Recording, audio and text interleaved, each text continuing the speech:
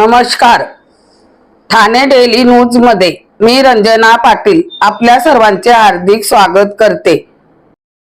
मागील 10 दिवसापूर्वी उल्हासनगर कॅम्प 4 संभाजी चौक येथील रस्त्यावर भर दिवसा रणजित गायकवाड यांच्यावर धारदार शस्त्राने प्राणघातक हल्ला करीत गंभीर जखमी करण्यात आले होते. रणजित गायकवाड यांना उपचारासाठी मध्यवर्ती रुग्णालयात भरती करण्यात आले. त्यांची तब्येत गंभीर असल्यामुळं त्यांना जे रुग्णालयात हलवण्यात आले. शेवटी आज सकाळी 4 वाजता त्यांचे निधन झाले. 10 दिवस उलटून गेले. अजूनही आरोपी विक्की कवटणकर व त्यांचा साथीदार फरार.